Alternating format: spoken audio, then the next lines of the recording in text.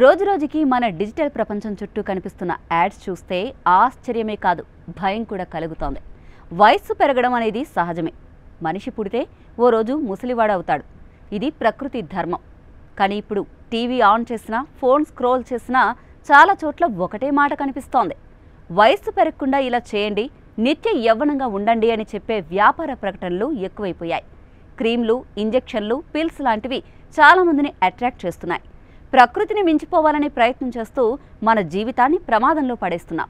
వయసు పెరగడం అనే ప్రక్రియను ఆపాలి అనే ఈ రేస్లో మనుషులు ఇప్పుడు ప్రాణాలు కోల్పోతున్నారు అంటే నమ్మగలరా? ప్రముఖ నటి షెఫాలి జరీవాల్ 42 ఏళ్ల వయసులోనే కార్డియాక్ అరెస్టుతో చనిపోవడానికి యాంటీ ఏజింగ్ పిల్సే కారణమా? అధికారికంగా ఆమె మరణానికి కారణం ఇంకా తేలకపోయినా ప్రాథమిక సమాచారం ప్రకారం కొన్ని కీలక విషయాలైతే వెలుగులోకి వచ్చాయి. షెఫాలి జరీవాలా కొంతకాలంగా యాంటీ ఏజింగ్ ట్రీట్మెంట్ తీసుకుంటున్నారు. అందులో భాగంగా ఆమె రెగ్యులర్గా విటమిన్ సితో పాటు పలు రకాల ఇంజెక్షన్లను తీసుకుంటున్నారు. ఇవి స్కిన్ లైటనింగ్, డిటాక్స్ కోసం వాడే మందులు. ఇక అదే రోజు ఆమె ఉపవాసంలో ఉంది. ఇంట్లో పూజల కారణంగా ఆమె పొద్దున్నుంచి ఏమీ తినకుండా ఉంది. ఖాళీ కడుపుతో ఇలాంటి మందులు తీసుకోవడం వల్ల ఆమె బ్లడ్ ప్రెషర్ బాగా పడిపోయిందని తెలుస్తోంది. టాబ్లెట్స్ వేసుకున్న కాసేపటికే ఆమెకు చేతులు వణికిపోయి తీవ్ర అస్వస్థతకు గురయ్యారట.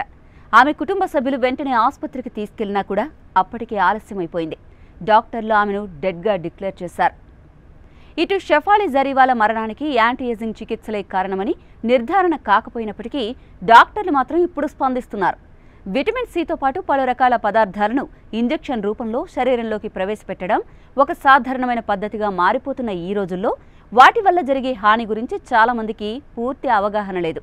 ఇవి మెడికల్ అవసరాలకు కాకుండా కేవలం సౌందర్యం కోసం వాడితే ముప్పు తప్పదని డాక్టర్లు హెచ్చరిస్తున్నారు. శరీరం సహజంగా ఉత్పత్తి చేసే గ్లూటాథయోన్ను అధిక మోతాదులో ఇంజెక్షన్ల రూపంలో ఇవ్వడం వల్ల శరీరంలోని మెటబాలిక్ సిస్టంపై ప్రభావం పడే అవకాశం ఉంది.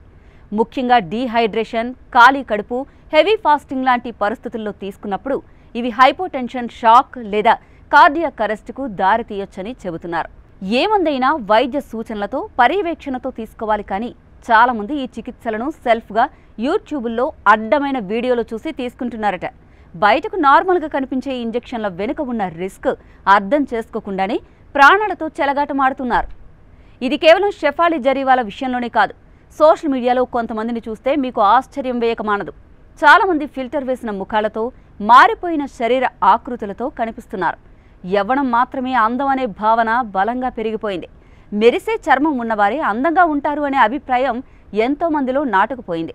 దీన్ని ఆసరాగా చేసుకుని సోషల్ మీడియా, వ్యాపార సంస్థలతో పాటు యూట్యూబ్లో బ్యూటీ టిప్స్ ఇచ్చే వ్యక్తులు కూడా పెరిగిపోయారు.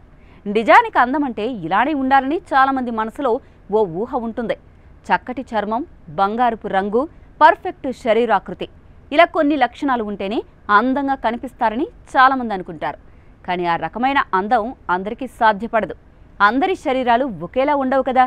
ఇది తెలుసుకోకుండా కొంతమంది తాము అందంగా లేమో అనే భావనతో బాధపడుతూ ఉంటారు. దీనివల్ల ఆత్మవిశ్వాసం తగ్గుతుంది. ఇక సెలబ్రిటీల విషయానికి వస్తే వారు అందరికీ కనిపించే వ్యక్తులు కాబట్టి తమ ముఖం, శరీరం ఎలా ఉందో అన్న దానిపై ఎక్కువ ఒత్తిడికి లోనవుతారు. వారు ఎప్పుడూ అందంగా కనిపించాలని, లేకపోతే వాళ్ళ ఫేమ్ పోతుందనే భయం ఉంటుంది. ఆ భయంతోనే వారు తరచూ వైద్య చికిత్సలు, మందులు, ట్రీట్మెంట్లు తీసుకుంటున్నారు. ఇటు శరీరం సహజంగా ఎలా ఉంటే అలానే ఉండాలి, మనసు కూడా అదే విధంగా శాంతిగా ఉండాలి.